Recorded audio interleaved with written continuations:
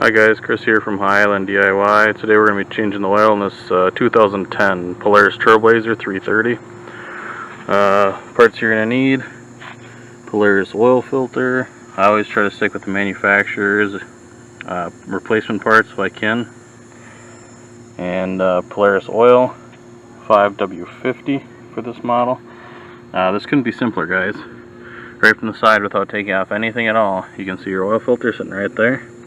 And your drain plug is right in the center on the bottom. There's a hole in the plastic skid plate where you can reach the drain plug. Alright, so here we are under the ATV, and here's your plastic skid plate. 3 holes across there, one right in the middle, and there's your drain plug.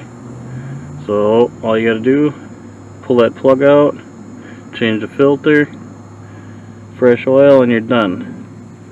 A good thing to always do before you drain your oil is to let your ATV warm up. So we're going to start it up for about 2 or 3 minutes, let the engine heat up, and then we'll pull the drain plug out to drain the oil.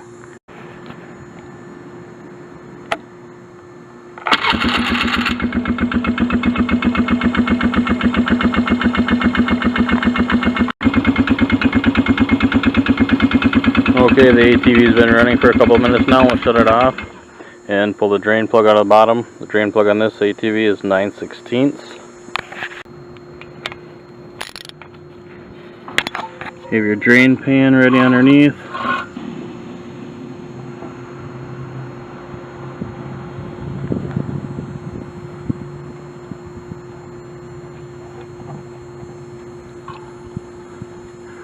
That's some pretty black oil. I think it was more than ready for an oil change. We have not changed oil on this ATV since we bought it. We've put right around 1,000 miles on it since it was bought, and we figured it was time for an oil change. I think maybe we're a little bit overdue. I don't like to see oil that dark running out of anything. So we'll let that drain out, and we'll pull the filter off from the top.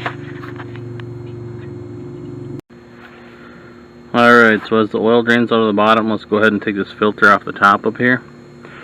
And be careful, because the exhaust runs right above it, like how it ends up working out on most things.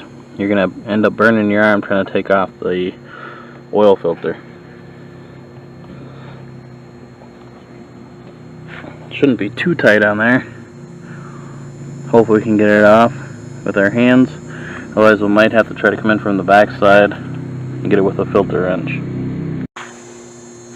Okay, so the oil filter is broken loose now. I ended up removing the side piece of trim so that I could get an oil filter wrench in here.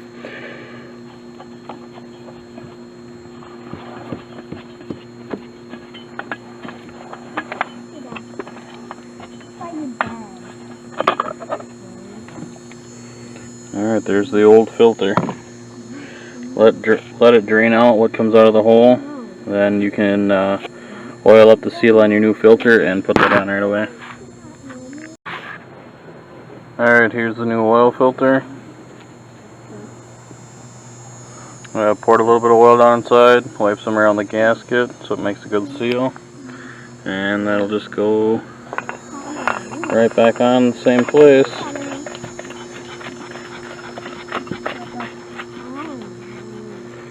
Take a rag so you get a good grip on it. You don't need to grip hard. Make sure you can take it back off. Alright.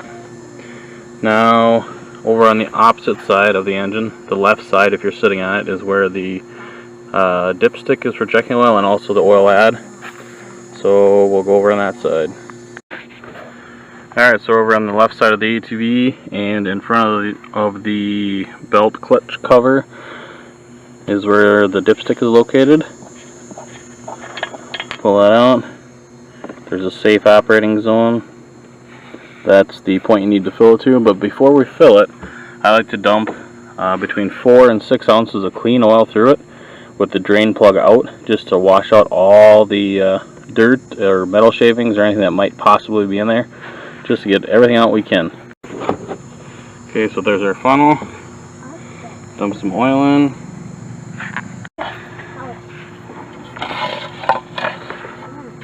Watch out the bottom, see what color that's coming out. Let it run. A lot better. We'll dump a little bit more in.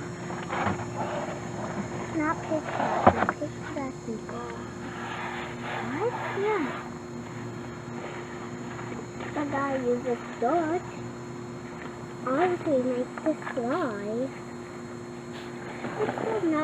Alright, it's starting to run pretty clear. So that should be enough oil running through it. We'll let that drip out. Once it stops dripping, we'll put the drain plug back in it.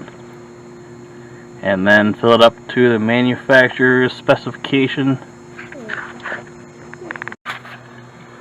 While we wait for the oil to stop dripping out of the bottom before we put our drain plug back in, I'm just going to replace the side panel that I took off to get better access to the filter.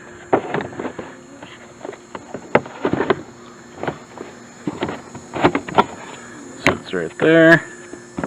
Just 2 plastic body rivets. One on the back and one on the front. Alright, the oil's all done draining, so we'll put the drain plug back in. Get that tightened up and then start adding our oil. Okay, so we have the filter back on and the drain plug in. Now it's time to fill it with clean oil. It takes 1.9 quarts of oil, and I bought it in a gallon jug, so it'll be pretty hard to measure out how much. So what I'm going to do is I'm going to fill 2 empty quarts from the gallon and then put those in. That way we'll have just about the right amount of oil in it. Alright, I've got the 2 empty quart bottles filled up, both right to the quart line. One right to the quart line, one right under it. And we'll dump those in and then start the ATV. Let it run a couple minutes to fill up the filter and disperse the oil. Then we'll shut the ATV off and leave it sit for about 5 minutes so the oil settles out. Then we'll check the level at the dipstick and make sure it's in the operating zone.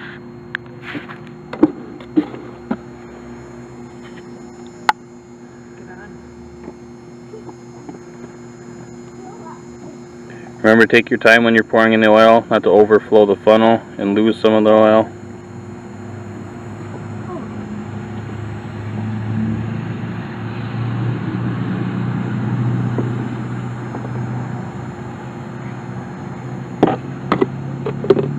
There's one.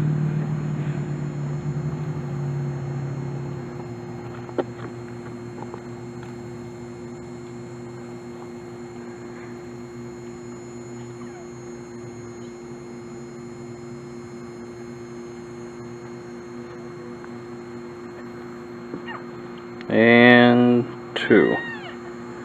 Now make sure all the oil is out of the funnel down into the engine. Put the dipstick back in and start it up.